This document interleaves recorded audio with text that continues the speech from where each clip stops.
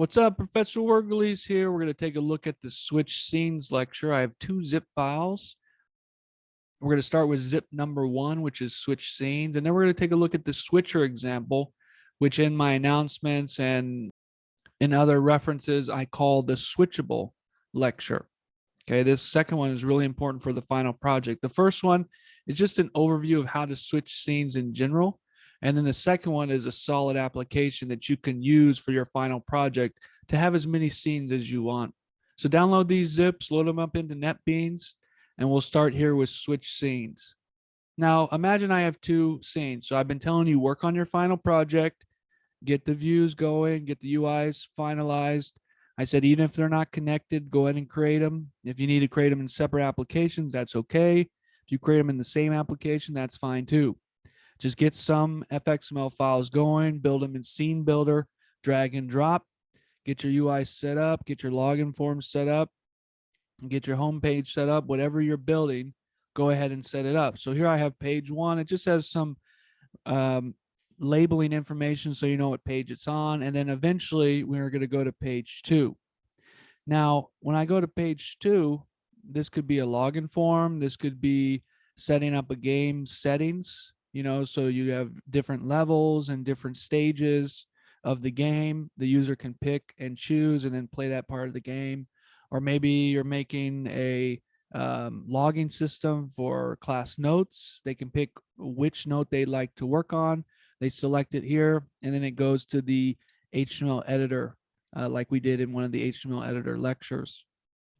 So whatever pages you're building, you need to have those built out. And now we're going to combine those together and switch between those scenes. So first of all, let's take a look at the main class. We've been doing this all semester, and you may not have realized it. So this is what you need to do to load an Fxml file, and then load the root, set the scene, and set the stage. Okay, we've been doing this all along. So first, let's see how JavaFX and Scenebuilder loads the scene or loads the Fxml file, and then we'll apply the same technique. Now, originally, these 3 lines of code were actually replaced with this 1 line of code. But if I want to switch scenes, I need the stage. You'll see here the stage has a method called setScene. This is very important, and that's how we're going to be able to switch to different scenes. So let's say page 1 is our login form. User logs in, controller sends the login information to the model. The model says, okay, is the username and password correct? Yes, it is. It replies back to the controller, says, yes, the username and password is correct. And then controller 1 says, okay, you've logged in successfully, go to page 2. Or if the credentials are wrong, the model will return back false, say, hey, the user logged in credentials were incorrect. So then I present an error message to the user on the login page saying there was an error, wrong username or password. Now, if I want to switch, I need to do the same procedure. So I need to load the Fxml file. You'll see I create an instance of the loader and then call the load method. So I separate this out into 2 steps.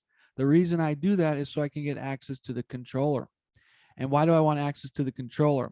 I want access to the controller so I can pass the stage to it. You'll see the stage here is a parameter. So this is a temporary variable. Once the start method is finished executing, the stage will then no longer be available. So before I destroy that parameter, I created the start method, or in other apps, it's called the ready method. And I basically pass the stage to it, which you'll see here. So that's why I have 3 lines instead of 1. The purpose is so I can get the controller. Once I have the controller, I can pass the stage to it, which is a parameter. And then I can create the scene, set the scene on the stage. The stage is already shown, so I don't need to show the stage again. So I need to follow this same procedure when switching from page 1 to page 2. So let's go to page 1's controller. Make sure you add this line of code here before you go over to page 1 controller. Now in page 1 controller, you'll see here, if I scroll down, I have a variable for the stage. I have 2 scenes. One of them's page 1 scene, one of them's page 2 scene, and I also have page 2's controller. Okay, and that's exactly what we have stored here. So from the main, I have page 1's controller, I have the scene or the root, and I have access to the stage. Okay, so it's the same information that I need. Now, what we're going to do first is let's take a look at the start method. So the start method will pass over the stage and save it to a field. So you'll see I pass the stage over to controller 1. That way, when I want to go to page 2, I can just simply say stage.setScene and then put the new scene on there. Now, once we have the stage, we can also get the scene very easily.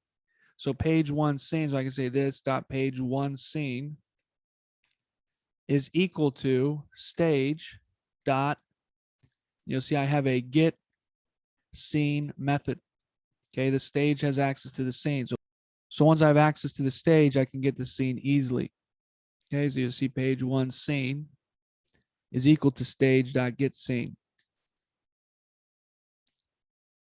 Okay, and these two variables are very important. So clean up the code a little bit and make sure you have these 2 lines of code. Now, the most important part is going to page 2. So first things first, you'll see maybe I need some data to transfer. Let's say you have a login form. They log in, and on the home page, you want to say welcome to that particular user. You can pass data over to the controller very easily. You can also pass data through the model. So in page 1's model, you may have the username stored as a field. So when I go over to page 2, I can say, hey, page 1 model, give me the username.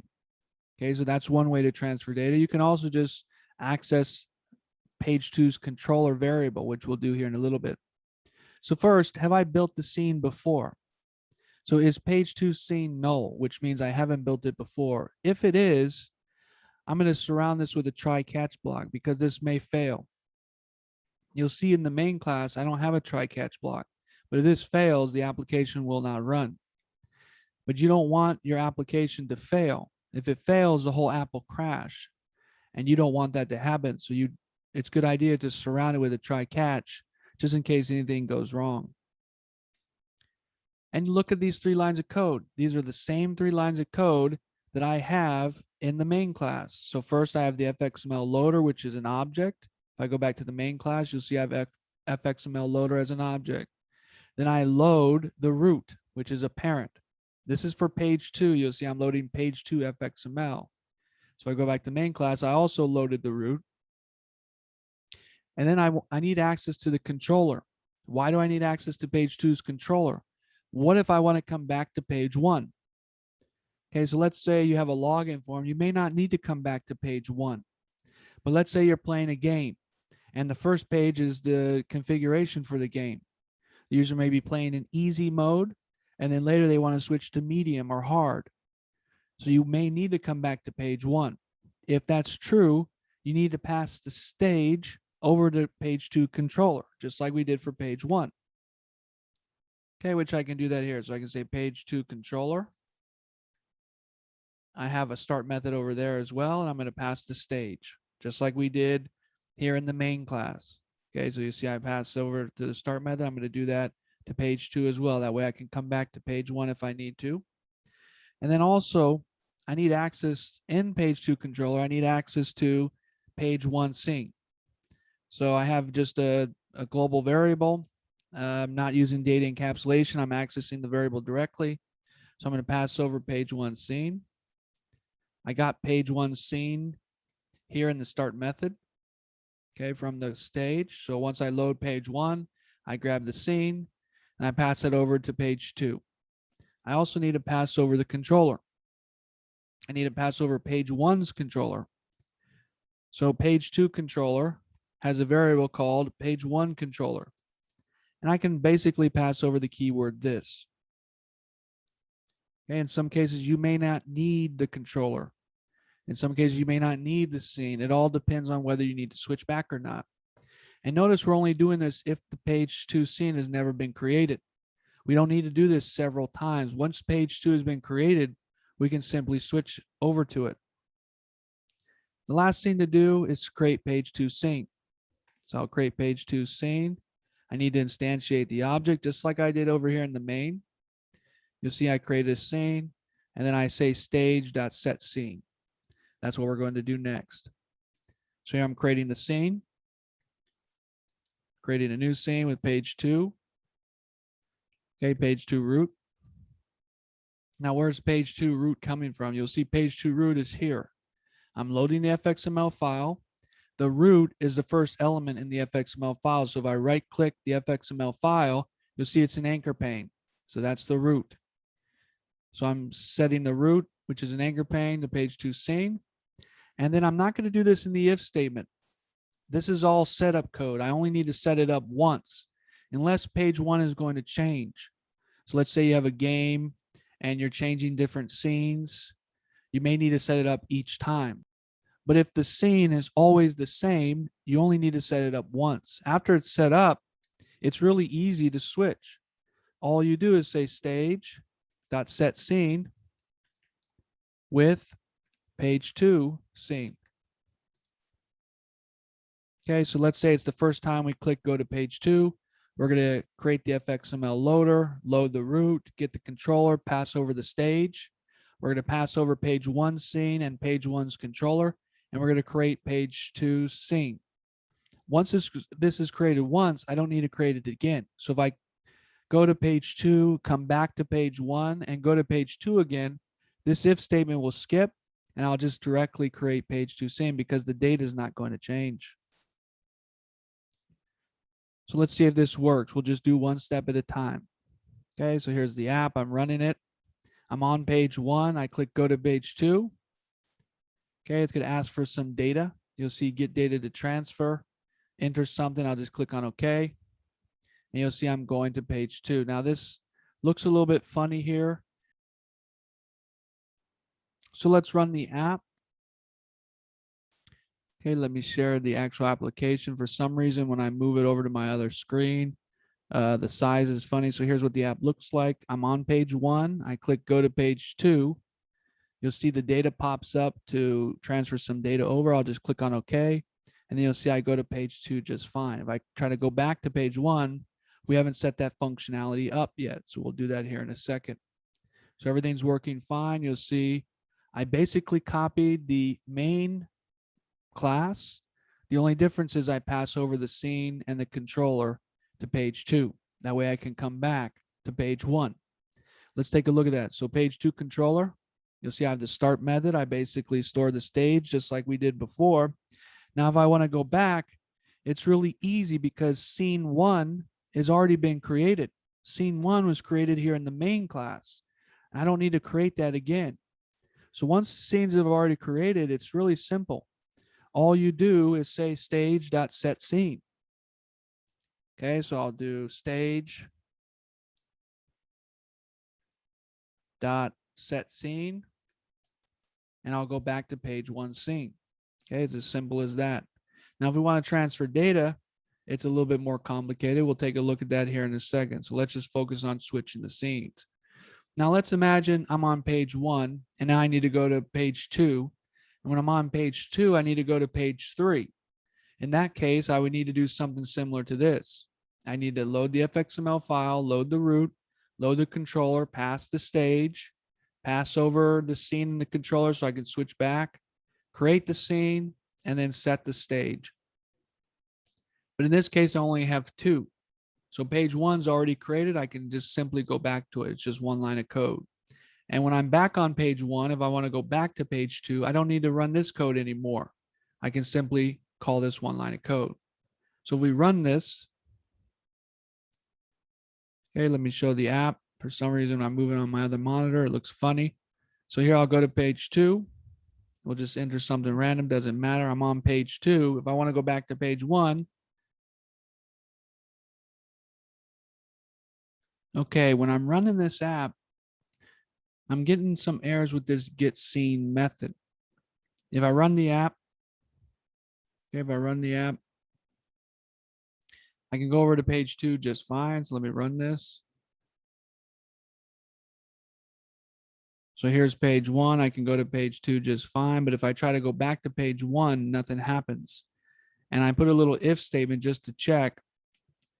I'm trying to check, as long as page 1 scene is not equal null, go ahead and switch. And I'm not getting this print statement. So obviously it's not working. And I remember in a previous semester, some students were having problems with this get scene method. So if this get scene method is working for you, this is basically set up. The only other thing I want to show is how to transfer data. If it's not working, then you can continue on to the rest of this video. For the rest of this video, I'm going to show you how to fix this get scene method. If it's working, you can go ahead and continue to the next video. So how do I fix this get scene method? Well, what's nice here in the main method is I already have the scene. It's right here. So what I can do is I can add on to this start method. Okay, I can add on to this start method. Not only can I pass the stage, but I can also pass the scene if the get scene method is not working. So I can create another variable here and pass over the scene. Okay, I'm going to pass over the stage. I'm also going to pass over the scene. So if I go back to page 1 controller, I'll just create another parameter here. So I'm passing over a scene. Okay, and basically page 1 scene is going to be equal to the scene that we passed. And now we can see if this is equal to null. So if I run the program, so I closed it, I'm going to run it again. Hopefully you'll see this print statement. So you'll see page 1 scene set. It was not saying that before.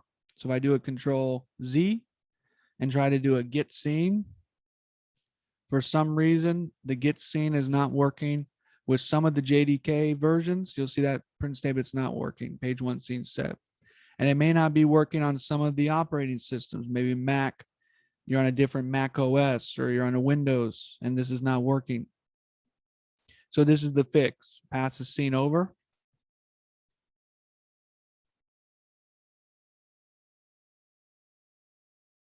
Once I have the scene, it should be set. You can make sure it's set.